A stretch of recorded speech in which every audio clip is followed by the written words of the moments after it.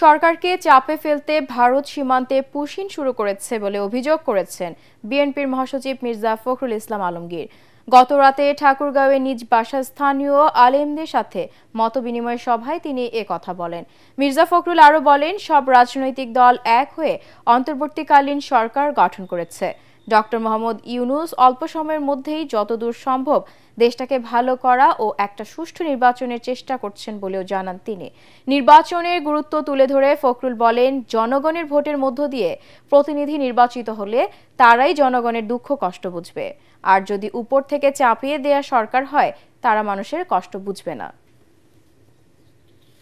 নির্বাচনটা দরকার এই জন্যে যে জনগণের ভোটে তো প্রতিনিধি নির্বাচিত হতে হবে, আর যদি ওই উপর থেকে চাপিয়ে দেওয়া হয় সেটা জনগণের দুঃখ কষ্ট বুঝবে না, মানুষের কষ্টটা কি সেটা বুঝবে না।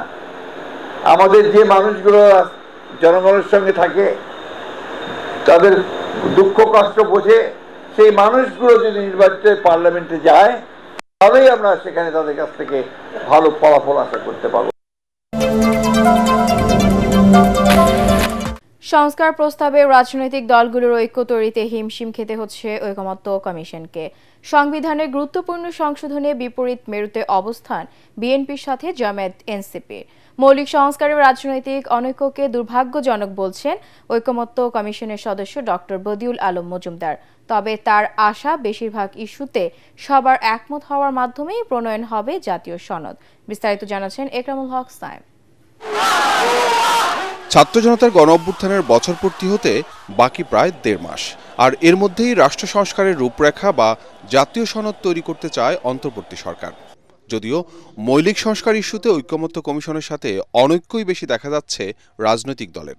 বাংলাদেশ নামক রাষ্ট্রটি যে ধ্বংসপ্রাপ্ত হয়ে গিয়েছে, দ্বিকক্ষ বিশিষ্ট সংসদ প্রতিষ্ঠায় প্রায় সব রাজনৈতিক দল একমত হলেও উচ্চকক্ষের নির্বাচন প্রক্রিয়া নিয়ে আছে ভিন্ন মত। সংস্কার কমিশনের প্রস্তাব মেনে ভোটের সংখ্যানুপাতিক নির্বাচন চায় জামাত, এনসিপি, ইসলামী আন্দোলন সহ ২৩টি দল। অন্যদিকে বিএনপি সহ ৬টি দল চায় নিম্নকক্ষের আসন অনুপাতে উচ্চকক্ষের আসন নির্ধারণ। জাতীয় সনদটা হলো ঐক্যমত্যের ভিত্তিতে, তো ঐক্যমত্য সৃষ্টি করা এটা সমস্যা সংকুল এবং সময় সাপেক্ষ। মৌলিক সংস্কার যেখানে সংবিধান সংশোধন লাগবে সেখানেই সমস্যা। এটা দুর্ভাগ্যজনক। একটা বড় কারণ আমাদের রাজনীতিতে যে ভারসাম্য ছিল সেই ভারসাম্য নষ্ট হয়ে গিয়েছে। একটা বড় দল তারা ক্ষমতায় যাবে এটা প্রায় সবাই মনে করে। তো এই যে ভারসাম্যহীনতা কিন্তু একটা বড় বাধা হয়ে দাঁড়িয়েছে। স্বৈরাচারের পুনরুত্থান ঠেকাতে একক কর্তৃত্ব ক্ষমতা কমাতে একই ব্যক্তিকে দলীয় প্রধান, সরকার প্রধান ও সংসদ নেতা না করার প্রস্তাবে সায় নেই বিএনপির। যদিও এই প্রস্তাবে রাজি জামাত, এনসিপি। প্রধানমন্ত্রী পদ দুবারে সীমাবদ্ধ করার সুপারিশেও একমত হয়নি বিএনপি সহ ৭টি দল। একই সাথে রাষ্ট্রপতি নির্বাচন প্রক্রিয়া নিয়েও বিএনপির সাথে মতভেদ জামাত, এনসিপির। রাষ্ট্রপতি বিভিন্নভাবে নির্বাচনের প্রস্তাব এসছে, যে সংসদের যে দুই কক্ষের ভোটের মাধ্যমে এবং গোপন ভোটের মাধ্যমে এই প্রস্তাব এসছে। তারপরে আরেকটা প্রস্তাব হলো একটা ইলেকট্রাল কলেজ, যেমন সব স্থানীয় সরকার প্রতিনিধিদেরকে নিয়ে একটা ইলেকট্রাল কলেজ।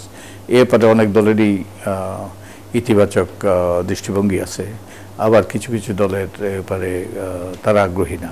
এখন তো আমাদের বর্তমান পদ্ধতিতে প্রধানমন্ত্রী তিনি আবার সংসদ নেতা হন, একই সাথে তিনি দলের প্রধান হন। তো এটা কিন্তু একটা খুব ভয়ানক যে ক্ষমতার কেন্দ্রীভূতকরণ। এটার পরিণতিতে আমরা দেখেছি যে শেখ হাসিনা সর্বময় ক্ষমতার অধিকারী হয়েছে এবং দলের আর সরকারের সাথে বিভাজন দূরীভূত হয়ে গিয়েছে। সংসদে নারীর জন্য সংরক্ষিত আসন বাড়িয়ে ১০০ করার প্রস্তাবে বেশিরভাগ দল একমত হলেও চূড়ান্ত হয়নি নির্বাচন প্রক্রিয়া। সব মিলিয়ে মৌলিক সংস্কারে ঐক্য না এলে জুলাই সনদে সম্মত না হওয়ারও হুঁশিয়ারি দিয়েছে এনসিপির আহ্বায়ক নাহিদ ইসলাম। আলাপ আলোচনা চালিয়ে যাচ্ছি, আশা করা যায় কিছু বিষয়ে আমরা ঐক্যমত্যে পৌঁছতে পারবো। তো আমরা আশাবাদী এবং যে আগামী মাসের মধ্যে, জুলাই মাসের মধ্যে আমরা একটা জাতীয় সনদ প্রণয়নের করতে পারবো এবং রাজনৈতিক দলগুলো এটা স্বাক্ষর করবে। ঐকমত্য কমিশনের দ্বিতীয় দফার মুলতবি আলোচনার ৫ম দিনের সংলাপ হবে রোববার। ইকরামুল হক সায়েম, এটিএন বাংলা, ঢাকা।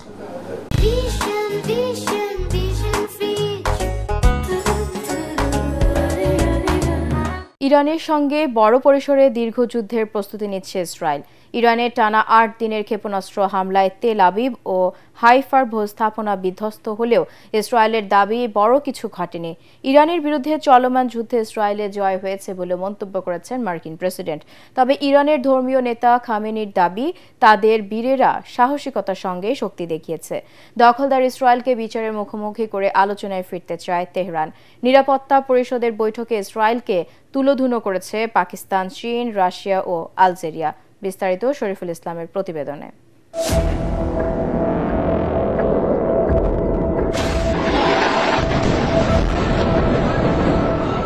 শনিবার ভোরেও ইরান থেকে উল্কার মতো একের পর এক ক্ষেপণাস্ত্র ধেয়ে আসে ইসরায়েলে। এতে বিধ্বস্ত হচ্ছে বহুতল ভবন ও সরকারি স্থাপনা। ইরানের পাল্টা আক্রমণের তীব্রতা বাড়ায় তেল আবিব, হাইফা, আশুদ সহ ইসরায়েলের মধ্য অঞ্চল অনেকটাই জনশূন্য।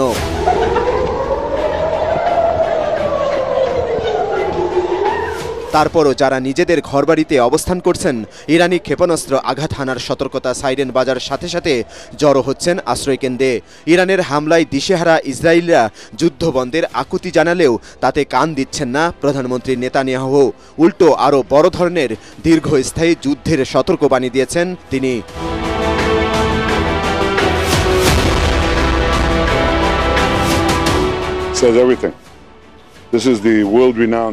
ইরান এখন আমাদের অস্তিত্বের জন্য হুমকি হয়ে উঠেছে।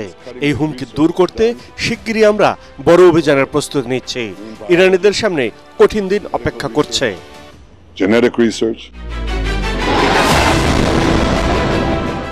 ইরানের হামলার পাল্টা জবাব দেওয়ার দাবি করেছে ইসরায়েল। শুক্রবার রাতে আইডিএফের নতুন হামলায় অংশ নেয় 15টি যুদ্ধবিমান। তেহরানের দক্ষিণাঞ্চলে কোম শহরে আবাসিক ভবনে বিমান হামলায় মারা গেছে 16 বছরের এক কিশোর। ইরানের ক্ষেপণাস্ত্র উৎপাদন কেন্দ্রগুলোতেও হামলার দাবি করেছে তেল আবিব। এই যুদ্ধে ইরানের চেয়ে ইসরায়েল ভালো করছে বলে দাবি করেছেন মার্কিন প্রেসিডেন্ট ডোনাল্ড ট্রাম্প। এ মুহূর্তে তাদের হামলা বন্ধ করতে বলা তার জন্য কঠিন বলেও মন্তব্য করেন তিনি। যদি কেউ জয় পায় তাহলে তাকে হামলা বন্ধ করার অনুরোধ করা কঠিন। যদি কেউ হারে তখন তাকে বলা সহজ। কিন্তু আমরা কথা বলার জন্য প্রস্তুত এবং ইরানের সঙ্গে কথা বলছি। আমরা দেখব কি হয়।